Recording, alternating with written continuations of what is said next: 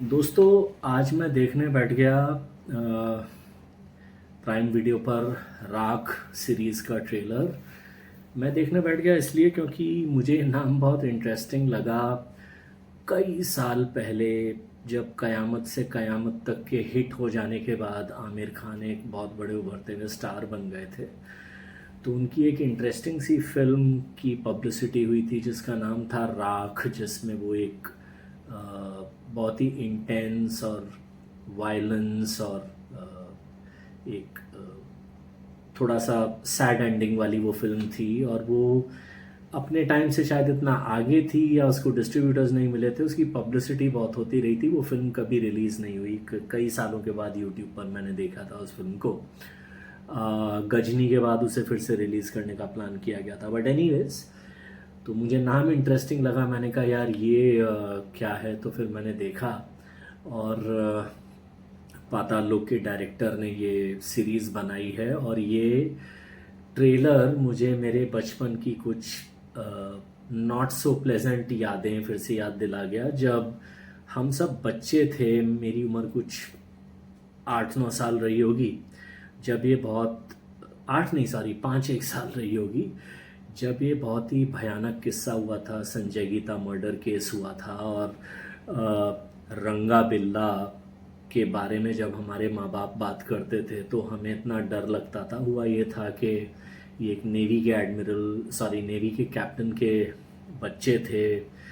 बदनसीब मासूम बेचारे, जो जा रहे थे शायद रेडियो पर एक प्रोग्राम में पार्टिसिपेट करने, और इन दो राक्षसों ने उन्हें किडनैप किया और मार डाला था। ऐसा कहते भी हैं कि जो लड़की थी गीता, उसके साथ और भी ज़्यादा दर्दनाक चीज़ें हुई जो बाद में ऑफिशियली डिक्लेयर नहीं की गई या हुई नहीं, वो कभी पब्लिक डोमेन में आया नहीं। पर ये वो कहानी थी जो, जब हमारे बचपन में हम डर गए कि किसी वेल मीनिंग अंकल या किसी रिश्तेदार से भी टॉफ़ी चॉकलेट लेने में माँ बाप ने अचानक देश भर में अपने बच्चों की एक ट्रेनिंग सी करनी शुरू कर दी थी उस ज़माने में, कि कोई आए कि हम बुला रहे हैं तो उसके साथ मत जाना, भरोसा मत करना, किसी की गाड़ी या स्कूटर में मत बैठ जाना। एक बहुत ही नेशनल, माँ बाप के लिए भी डराने वाली कहानी हो गई थी ये। और फाइनली ये रंगा बिल्ला पकड़े गए थे। और जो ऐसे राक्षसों के साथ होना भी चाहिए, उस ज़माने में ह्यूमन राइट्स को लकीली थैंकफुली लोग इतना नहीं सुनते थे, तो इन दोनों को फांसी हो गई थी।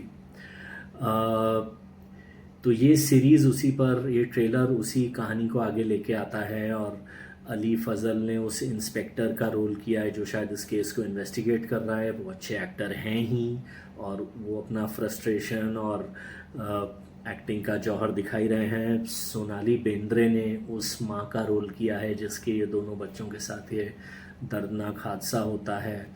तो कुल मिलाकर एक्टर बहुत अच्छे लिए गए हैं। और ये एक ऐसी कहानी पे बनाई गई सीरीज़ है जो कई साल पहले, जैसा मैंने कहा ना, एक पूरे देश के दिमाग को, अंतरात्मा को हिला के चली गई थी। तो मैं ज़रूर देखना चाहूँगा थोड़ा बहुत। हालांकि आजकल मैं थोड़ा ऐसे सीरीज़ वगैरह को अवॉइड करने लगा हूँ क्योंकि काफ़ी टाइम तक दिमाग थोड़ा हिला रहता है, मन ख़राब रहता है। I would rather want to watch great grand super hero. और वैसी फिल्में भी आप लोग कहाँ बॉक्स ऑफिस पे इतना कमाल करवाया आपने उस फिल्म से, जगह जगह से तो उतर गई है। तो पर एनीवेज, मुझे इस सीरीज़ में काफ़ी दिलचस्पी है। बहुत अच्छे और मैच्योर ढंग से प्रेजेंट की गई है, कोई हाँ हूँ नहीं है। पुलिस के ऊपर जो प्रेशर आ जाता है वो दिखाया गया है। और ख़ास तौर से जो इसका एंडिंग सीन है, जब ये दोनों, और बार बार मैं इनको राक्षस कह रहा हूँ क्योंकि मैं थोड़ा सा अपने बचपन की उन बातों को याद करके इमोशनल हो रहा हूँ, कि जब ये दोनों राक्षस बैठे हुए हैं ताजमहल के सामने और ऐसे बात कर रहे हैं जैसे इन्होंने कुछ किया ही नहीं है, बस पिकनिक मना के आए हैं, तो वो जो क्लोजिंग शॉट है ट्रेलर का, वो आपको फिर हिला के चला जाता है। और ट्रेलर ऐसे ही बनाए जाने चाहिए, वो मतलब या तो आपको हिलाएं या अट्रैक्ट करें या हंसाएं। वो है जवानी है तो इश्क, जवानी है तो इश्क होना है जैसी, ऐसे बकवास ट्रेलरों से ये ट्रेलर कहीं ज़्यादा अच्छे हैं, आप 25-25 50-50 बार देख सकते हैं।